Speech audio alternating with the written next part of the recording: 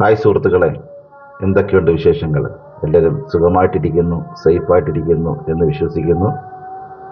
ഇവിടെയും എല്ലാവരും, ഞാനും എൻ്റെ കുടുംബവും സന്തോഷമായിട്ടൊക്കെ ഇരിക്കുന്നുണ്ട്. കഴിഞ്ഞ ദിവസം ആലപ്പുഴയിൽ ഞങ്ങൾ കുടുംബത്തോടൊപ്പം 4 കുടുംബങ്ങൾ ചേർന്ന് ഒരു ഉല്ലാസ യാത്ര പ്ലാൻ ചെയ്യുകയും ആലപ്പുഴ വേമ്പനാട് കായലിൽ കൂടി ഞങ്ങളൊരു ബോട്ട് സവാരി നടത്തുകയൊക്കെ ചെയ്തിട്ടുണ്ടായിരുന്നു. അതിൻ്റെ ഷോർട്സ് വീഡിയോ ഒക്കെ ഞാൻ ഇന്നലെ തന്നെ അപ്ലോഡ് ചെയ്തിട്ടുണ്ടായിരുന്നു കേട്ടോ.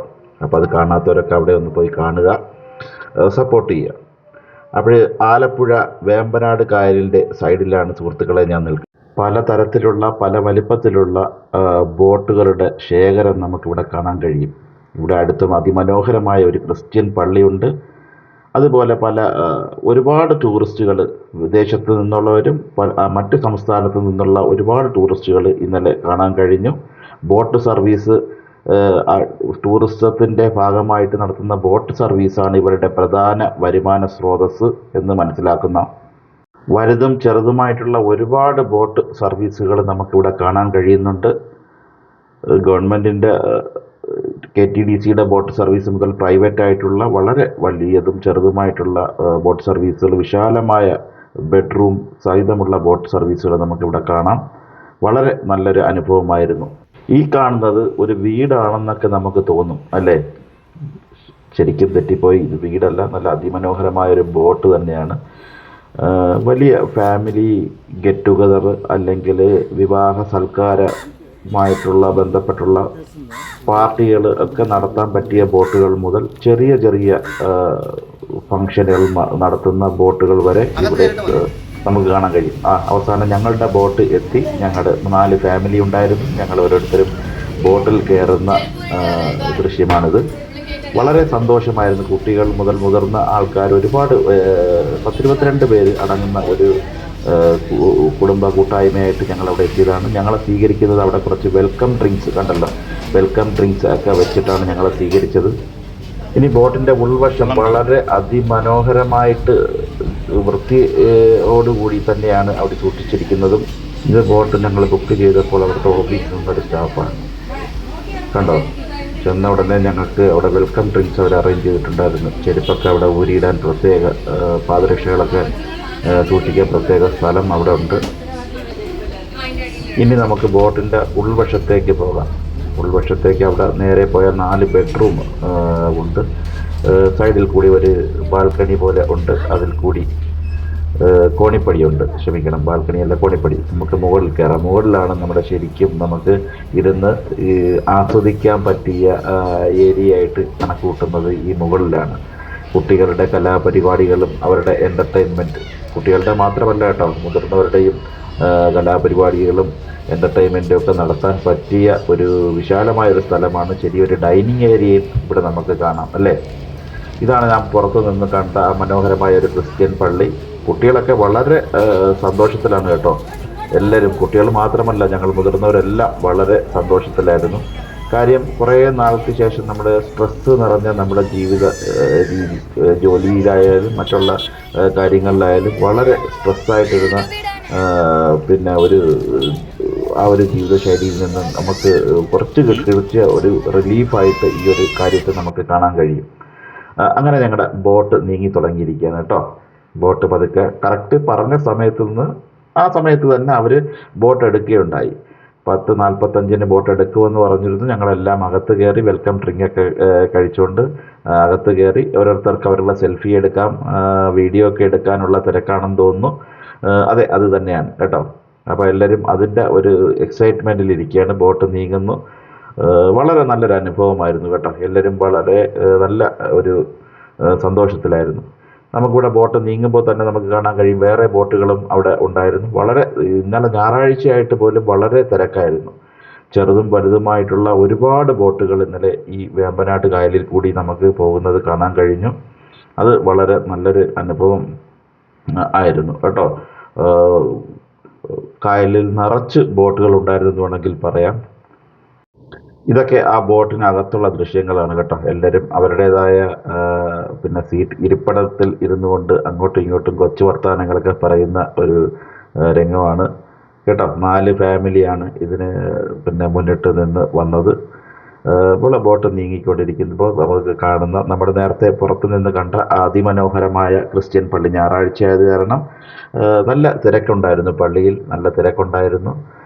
എന്തായാലും ഈ ഏരിയ, ഈ ഒരു ആലപ്പുഴയിലുള്ള ഈ ഒരു ഏരിയ, ഈ ഒരു ബോട്ട് സർവീസ് നടത്തുന്ന ഈ ഒരു ഏരിയ നല്ല വൃത്തിയായിട്ട് അവർ സൂക്ഷിക്കുന്നുണ്ട്. കണ്ടോ, എല്ലാവരും അവരവരുടെ ഡാൻസും പാട്ടും കൂത്തുമായിട്ടൊക്കെ തുടങ്ങിയിട്ടുണ്ട്, ആഘോഷങ്ങളൊക്കെ തുടങ്ങിയിട്ടുണ്ട്.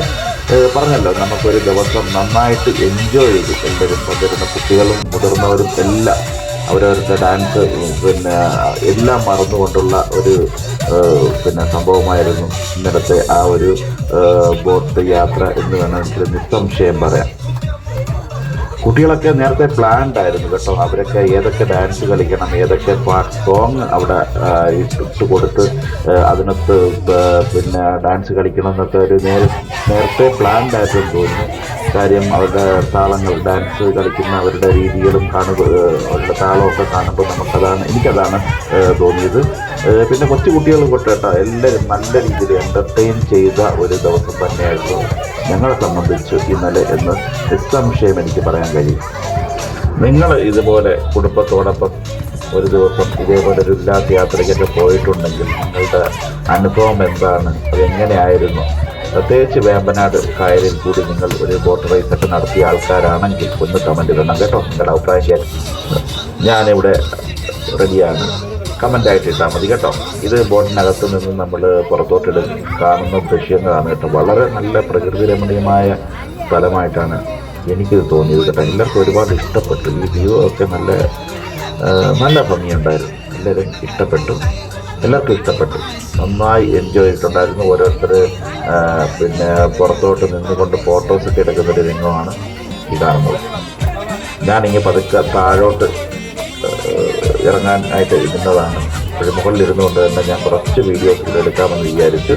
കാര്യം താഴെയും മുകളിലുമായിട്ട് 2 നിലയാണ് ഈ ബോട്ടുള്ളത് കേട്ടോ. വേറെ ആരുമില്ല, ഞങ്ങൾ ഫാമിലി ആയിട്ട് പോയത്. ഞങ്ങൾ ഈ 4 ഫാമിലി, അറിയാവുന്ന ഈ 4 ഫാമിലി ആയിട്ടാണ് ഞങ്ങൾ പോയത്. പതുക്കെ താഴോട്ട് ഇറങ്ങിയിരിക്കുകയാണ് സുഹൃത്തുക്കളെ.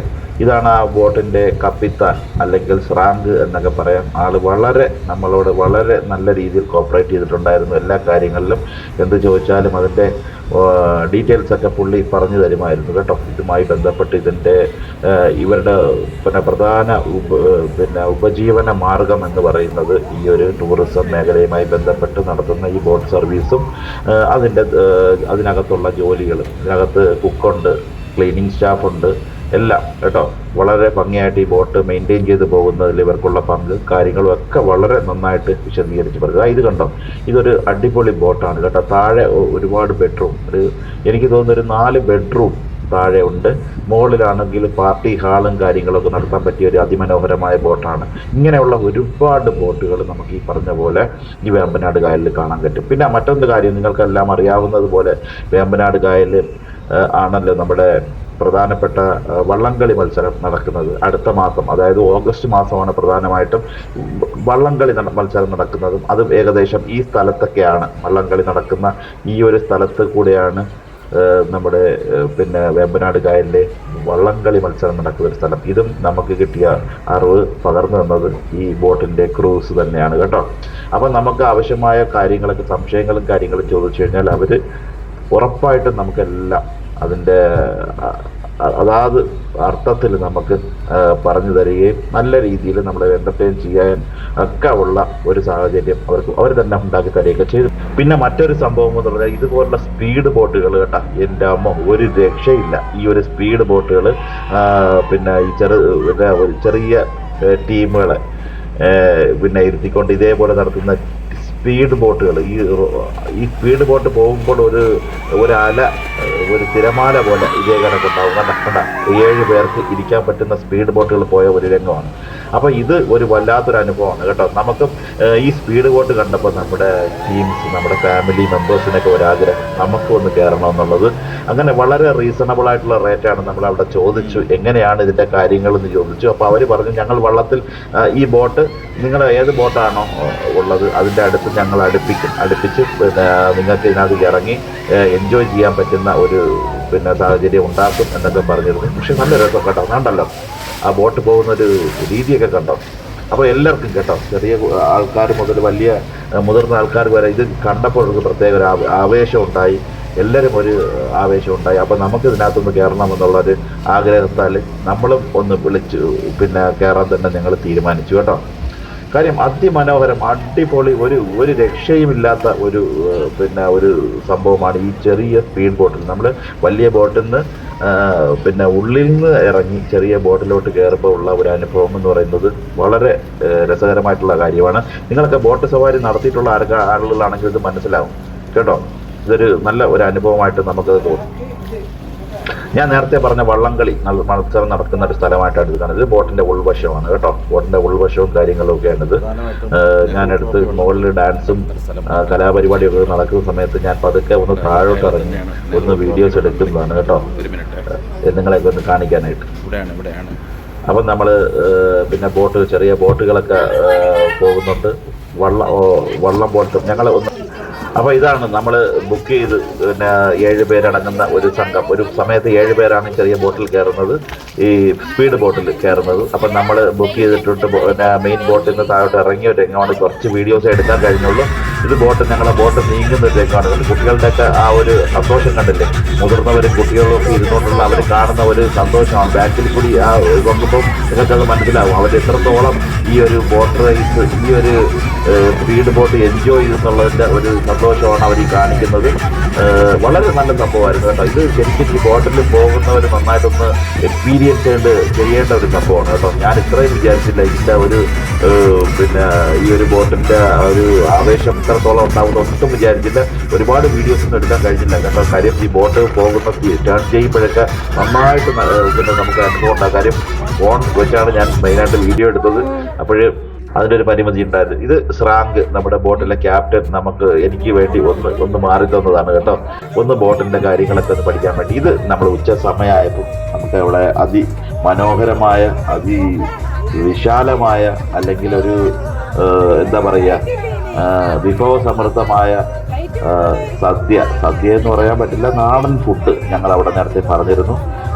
നാടൻ ഫുഡ് നന്നായിട്ട് അവർ കുക്ക് ചെയ്തു. ഇതിൻ്റെ പിന്നെ ഇത് കുക്ക് ചെയ്ത ഇതിൻ്റെ ഷെഫ് ആരാണെങ്കിലും ഒരു ബിഗ് സല്യൂട്ട് കേട്ടോ. കാര്യം നന്നായിട്ട് രീതിയിൽ വളരെ റീസണബിൾ ആയിട്ടുള്ള റേറ്റിൽ അവർക്ക് തരാൻ പറ്റുന്ന രീതിയിലുള്ള നല്ല ഫുഡ്, സീ ഫുഡ് ആവട്ടെ മറ്റുള്ളതൊക്കെ ആവട്ടെ എല്ലാവരും നല്ല രീതിയിൽ തന്നു. ഇത് വൈകുന്നേരമുള്ള സ്നാക്സ് ആണ് കേട്ടോ. ചായയും സ്നാക്സും ഒക്കെ വൈകുന്നേരം ഉണ്ടായിരുന്നു.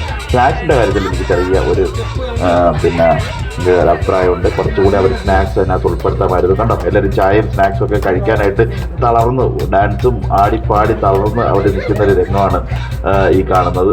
അപ്പോൾ ഇത്രയൊക്കെ